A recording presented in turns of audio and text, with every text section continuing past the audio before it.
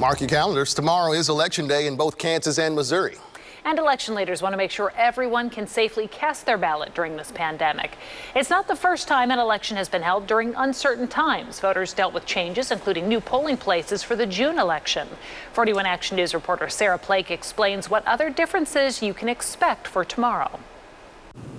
Because of the pandemic, the Kansas City Election Board is working with schools to use some of these bigger spaces like gyms so that people can be more spread out and feel safer while they're voting. We lost 95% of our polls. We typically, for an election like this, we'd have roughly 150 polls.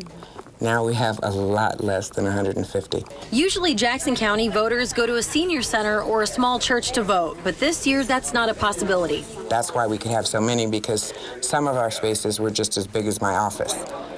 So in order to follow the CDC guidelines, we had to commandeer some gymnasiums and community centers. More poll workers will be at each location so that lines don't get too long. Workers will be wearing masks and sanitizing surfaces. Each location will have barriers around each station, single-use pencils, or if you're voting electronically, the styluses will be sanitized after each use. Election board workers are also dealing with an influx of mail-in absentee ballots. Right now we have received over 10,000 applications, so it's like went up 5 times. We are still receiving ballots back. We anticipate at least 60% of those people will return their ballots by 7 o'clock tomorrow night. This is likely because people are interested in this elections and are concerned about COVID. And tomorrow being the final deadline, I expect that to be our very busiest of days. We're getting them in late in the day. We got to open them up. We got to get them processed. We got to get them counted. That is quite an undertaking, but we have a lot of people here, and we're hoping we could get it done timely.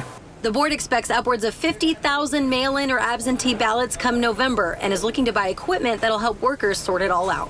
Sarah PLAKE, 41 Action News. And the election board also making sure its workers don't get sick while opening the mail. They're using ultraviolet light wands to scan applications and ballots. I know a lot of our ballots are being wanded as they come in.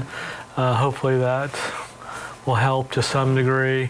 And yeah, that always enters our mind. We have people that are actually opening that. They'll have masks, they'll have gloves on, and hopefully will not receive any type of virus. Johnson County leaders tell us they'll have 167 polling locations and more than 800 election workers for tomorrow's election. There are fewer polling places and workers than last year. County leaders say that's because more people have utilized those mail-in ballots this year. Johnson County also has safety measures in place to protect voters and election workers.